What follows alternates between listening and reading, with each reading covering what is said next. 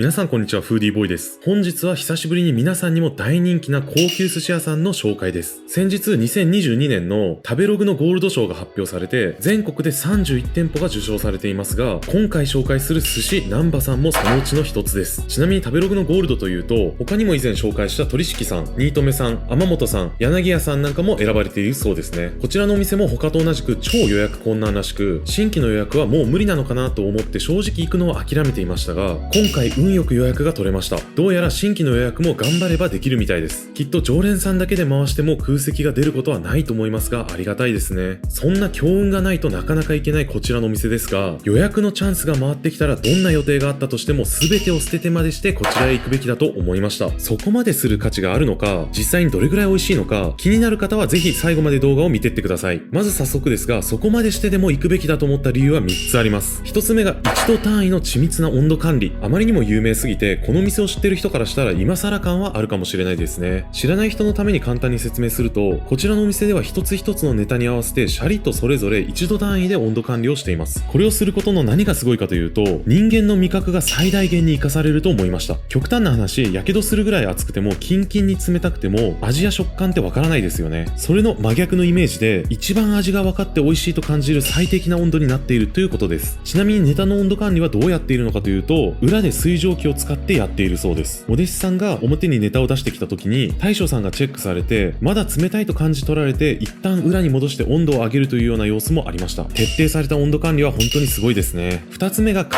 え抜かれたバランスの良さ。実は温度管理だけじゃなくてバランスを取る技術もすごいなと思いました。バランスというのは味付けの調和だったり、シャリのサイズをネタとのバランスによって調整するといったことです。詳しくは後ほどその日食べた全メニューとともに説明します。3つ目が最上級の食材が集まってくるからです。どんなにすごい技術があっても素材が悪ければ技術を活かせませんし、逆もしかりと言われてますよね。例えば今回のカツオなんかは仲卸さんが50本仕入れているうちの一番いいものを南波さんが仕入れることができていたり、マグロも有名な山幸さんから最高級のものを仕入れられるそうですね。そんな南波さんで実際にどんなメニューが出てきて、具体的にどれぐらい美味しかったのか、その日食べた全メニューとともに紹介します。最初はつまみから出てきます。まずはイクラ。こちらは通常の醤油漬けではなく、冷たい出汁だけで薄めに味付けされています。なので塩辛くなく、代わりに旨味が普通より際立っていて、プチッと弾けて時間差でどんどん旨味が広がっていくような奥行きのある味わいです。次はタコの柔らか煮。こちらは水と酒のみで調理されているそうですが、やはり素材のクオリティがすごいからか、タコの旨味が強いですね。柔らかくてホクホクとほどけるような食感で、ほどけながら繊維の間からタコの上品な香りがぶわっと香る最高の味わいですね。次はボタンエビ。こちらは南波さんのスペシャリテですね。上にはエビの卵と味噌と殻をペースト状にして混ぜ合わせたものが乗っています。見ての通り超大ぶりで肉厚なので、エビの身自体もねっとりプリプリと濃厚な旨味で食べ応え抜群ですが、ペーストがエビの濃厚な旨味と香ばしい香りをさらに倍増させている感じですね。しかしボリューミーで濃厚といっても、やはりこちらも味は繊細で、パンチのある旨味というより、いつまでもずっと続くような余韻の長い上品な旨味です。これをつまみにお酒が飲めるのは最高の幸せですね。次はキンキの煮付け。こちらは北海道の網走産だそうです。煮付けと言いつつも、見慣れた黒い煮汁ではなく、透明なので一瞬混乱しちゃいますね。ですが食べたらわかるのですが、出汁にほんのりと直線的じゃない上品な甘さがあって、確かに煮付けっぽい味わいです。またそんな甘みにも全く負けないほど、しっかりと旨味を感じられる油がキンキには乗っていて、それが口に入れた瞬間にホロホロと身が崩れて、出汁と絶妙に混ざり合っていく味わいです。上品な甘さで旨味がしっかりある出汁なので、ごくごく飲めちゃいますね。次はタチウオの白焼き。こちらもこれまでと同じく素材そのものの味を堪能できる一品ですが、さらにいい意味での複雑さがあって食べ応え抜群です。どういうことかというと、焼きの香ばしさはありつつも、パサつきもなく水っぽくもなく、しっとりとした食感があって、旨味の強い身と程よい塩味といったいろんな味わいが口の中で楽しめます。ごまかしようのない焼きという調理方法で、ここまでバランスよくかつ複雑で食べ応えのある味わいにまとめ上げられているのはすごいですね。次はあん肝。こちらはまるで絹ごし豆腐やプリンと勘違いしてもおかしくないくらいに滑らかな食感のあん肝です。見ての通り箸でスッと切れることが、その滑らかさと柔らかさの証拠ですね。提供前に雑味を含む余計な部分は全てカットされていて、いいところだけをいただけるので、ちびちび食べても旨味が強くて食べ応えが最高です。味付けはほんのり甘い程度で、旨味を邪魔しないちょうどいい調和になっています。次はイワシの巻物です。イワシはしっかりと酢で締められていて、最初は酸味を強く感じますが、それに全く負けていないイワシの身の旨味と油の甘みが後から追いかけてくるような調和になっています。また海苔巻きの上にはエビのおぼろが乗せられていますが、これがまた違う種類の甘さで、ふわっと香るような華やかな甘みなので、重層的な旨味と甘みがありますね。そしてごまや大葉の薬味と海苔による爽やかな調和もあって、この重層的な味わいを引き立てています。これは脳がバグりますね。つまみの最後はトロタク。その場でトロを筋から剥がしてくれています。トロのふわふわで口溶けのいい食感と、たくあんのコリコリした食感が対照的でいいですね。また、トロは脂が乗っていて旨味も強くて文句なしに最高のクオリティですね。シャリと食べてみたかったなぁと思わせるほどですが、シャリ代わりの酒を飲んで耐えます。逆にトロタクだけで食べることで、これからの握りにワクワク感を与えてくれます。これは戦略的な地出しなんでしょうかね。ここで一旦、近畿とタチウオの出汁のお椀を挟みます。一回落ち着けと言わんばかりに出てきてほっと一息つきます。これで今日は終わりと言われても違和感がないぐらい満足感のあるつまみでしたね。ここからいよいよメインの握りが出てきます。つまり真骨頂の1度単位の温度管理が堪能できるわけですが、最初は冷たいネタとシャリで、そこから徐々に温度を上げていくようなイメージのようです。まずは白イカ。こちらはシャリが36度で、ネタが16度だそうです。と言われてもイメージがつかないと思いますが、少し口当たりだけひんやりしているイメージです。また、ネタは見ての通り、細切りにされたものを3層に仕込んでいるので、ネタの表面が一瞬だけヒヤッとして、あとはずっと常温でほどけるように口の中で溶けてきます。微量の塩とわさびと2滴ほどのすだちもバランスが絶妙で、開かずのパンチが効きすぎていない程よい主張の酸味のシャリと相まってめちゃくちゃ完成度の高い握りですね。また先ほど南波さんの握りはネタとのバランスを考えてシャリのサイズを調整していると言いましたが、イカはシャリが小さめなのが分かりやすく、かなり大胆に変えていくことに驚きましたね。またわさびの辛さは日によって微妙な差が出るため、毎日味見してその日の分量を変えているそうで、こだわりが半端ないですね。次はヒラメ。温度は先ほどのイカと同じようです。こちらは3日寝かせたものを使っており、先ほどのイカと同じく、これもシャリが邪魔しないようにさらに小さめで握られています。ネタは熟成させている分、食感が柔らかくなっているので、厚めに切っているそうです。そのため、コリコリとした新鮮な魚の歯ごたえがなくても、食べ応えは抜群ですね。また、ヒラメらしい旨味はとても上品で、噛めば噛むほどスーッと伸びるような感じです。ネタがイカよりも小さいからか、シャリの温かみをより感じたような気がします。次は小柱の軍艦。こちらもイカやヒラメとまだ同じ温度のようです。小柱は手を抜きやすいネタらしく、そのお店の質を見るには小柱が間違いないとのことです。僕はそういう目線で小柱を見たことがなかったんですが、自ら宣告するのはすごいですね。その言葉に恥じず、南波さんの小柱は臭みが一切なくて貝本来の甘みが前面に出てくるような味わいで最高ですね。噛んだ時に跳ね返ってくるほどの弾力とサクッとした歯切れのいい食感もあります。これは鮮度がいいからなのでしょうかね。さらに提供前にさっと炙られている有明の海苔は食べる前から食べ終わった後の余韻までずっ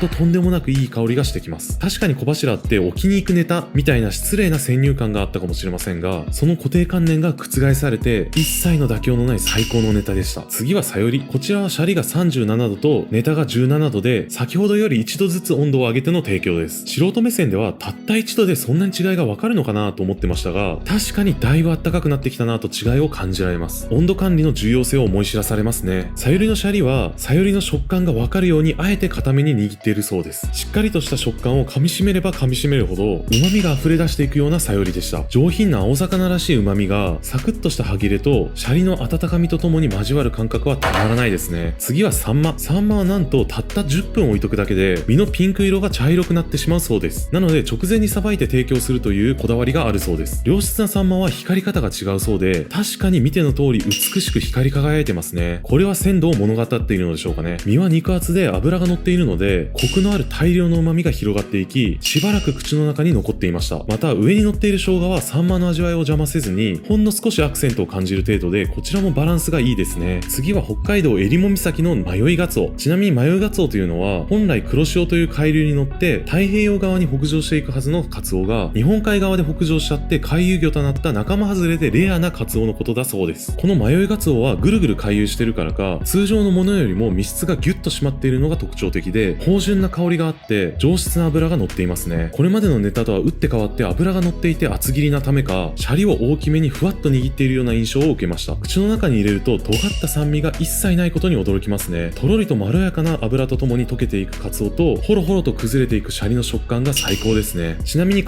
目は匂いがつかない程度に軽く炙ってあります。これもカツオの素材の旨味を生かして温度調整するという意味合いなんでしょうかね。次はカスゴ。タイの稚魚ですね。こちらも大きめのシャリにふわっと握られています。肉厚ですがふわっとした柔らかい密質なので、同じくふわっとしたシャリとうまく混ざり合いますね。塩とすだちで爽やかに味付けしてありますが、マダイよりも華やかで上品な旨味があって食べ応えは抜群です。あれだけインパクトの強いカツオの後でも全然負けてないですね。次は三重のサワラ。濃厚でねっとりとした食感が特徴的ですが、噛み始めた瞬間に大量の油が乗っていて思わずうなりました。一瞬チーズとかの発酵食品を食べているかと錯覚するほど力強い油の旨味が脳をバグらせていきます。ちなみにこちらは作漬け、つまりブロックごと漬けているそうですが、さらに少し塩も乗せてあります。表面にも塩味があることで味の輪郭を整えて、迫り来る大量の油の甘みと旨味を引き立てるという計算があるのでしょうかね。次は淡路島のサバ。外側だけ軽く筋目していて、あとはほぼ生です。油はサワラほどではなく控えめなのですが、爽やかな旨味でサバ特有の青魚のような臭みは全く感じません。南波さんでは綺麗なピンク色の赤みがかったサバしか仕入れていないそうで、油の旨味というより赤身の旨味を楽しむといった感じです。サバは油が乗ってなきゃダメだろうと思ってましたが、確かにこれなら過度に油の乗っているサバなんかよりバランスが良くてサバ本来の味を感じられますね。ここからいよいよマグロが出てきます。まずは赤身、軽く漬けにしてあります。北海道の砥井で採れたものを使用しており、見ての通り軽く触っただけでムチっとしていることがわかるほどの引き締まった身質です。ネタが大きい分シャリも少し大きめです。表面はねっとりとまるで舌に絡みつくような食感が印象的ですね。身はムッチムチで口いっぱいにシャリと一緒に旨味が広がって最高ですね。次はトロ。こちらは人生一のトロだったかもしれません。今まで体感したことないような異次元の旨味と甘みがありました。旨味は3段階ぐらいあって重層的に重なり合うように出てきたような感覚です。最初は煮切り醤油、次に表面の脂身の旨味、その後さらに噛んでいるうちに脂身と赤身が混ざったかのような旨味という感じで重なっていくような味わいでした。これも温度管理を徹底しているからこそこのように重なり合うような旨味を計算して体現できるのかもしれないですね。次は小肌。大変なことになっている口の中をさっぱりとした味わいでリセットしていきます。小さめの握りですがしっかり筋目してあるのでこれくらいの大きさが程よいですね。上品でちょうどいい酸味がキュッと味覚を整えてくれます。また先ほどのイワシの巻物と同じくエビのおぼろが上に乗っていて爽やかな酸味の後にはふわっと甘みが香ります。ちなみにトロの温度は油の口どけの良さを考えてかだいぶネタもシャリも温度が高くなってきましたが、一旦こちらの小肌で冷たい温度に戻してリフレッシュさせてくれます。次は大トロ。厚切りだと筋のゴリゴリとした食感があるそうで薄く切って58度ぐらいの熱を加えているそうです。ここに来て温度は最高潮になるみたいですね。見ての通り大トロのした皿には油がダラダラと滴っていますね。そして食べてみると確かに筋っぽさは全くなくてサラサラとした大量の油が口に入れた瞬間からダイレクトに味わえて最高ですね。次は厚岸のウニ。まるで甘くて濃厚なジュースを飲んでいるかのように口の中で滑らかに溶けていく感覚が心地いいですね。香りがよくパリッと香ばしい海苔との相性も抜群です。旨味ジュースと海苔の香りというインパクトの強い味わいが来た後にシャリの酸味がふわっと鼻を抜けていく感じです。最後の締めは名物のおむちらし。トロトロで半生の卵にふわふわの穴子、コリコリした食感のかんぴょうに酢飯のシャリ、そこにパセリが混ざり合った洋食と寿司のフュージョン料理のような締めですね。いろんな食感と香りが複雑に連鎖してたまらないですね。1杯目は穴子と卵のそれぞれの甘みを楽しみながら2杯目はきゅうり、ごま、海苔を加えたさっぱり風で味わいを変えてくれます。そして玉が出てきて終わりです。玉は焼いたエビの殻を上に乗せてキャラメリーゼされています。プルプルとしたプリンのような食感に上品な甘みがあってさらにエビの強い香ばしさがあります。以上が今回寿司南波さんで食べた全メニューでした。おつまみが8品、握りが13貫とお椀とおむちらしと玉で合計24品です。お料理は昼夜共通のお任せコースのみで33,000円となります。お酒は何をどれぐらい飲むかによって予算は変わると思いますが、そこそこ飲んでも合計4万円前後といった感じでしょうか。1回の食事と考えたら高く感じるかもしれませんが、最高の技術と素材で一生に一度あるかないかのレベルの体験をこちらのお店で得られるということを考えたら、お値段以上の価値は大いにありだと思います。またこいつ高くても価値があるって同じようなこと言いやがってと思った方もいるかもしれません。ですが冷静に考えてもお料理は平均して1品あたり1500円ぐらいの計算と考えたら急にとんでもなくお得に感じるのは僕だけでしょうか。世界最高峰の技術と素材で最高の寿司を食べてみたいっていう方はぜひ予約に挑戦されてみてはいかがでしょうか。キャンセル枠やごく少数のお席はお昼ならまだ取りやすいといった状況のようです。それではまた。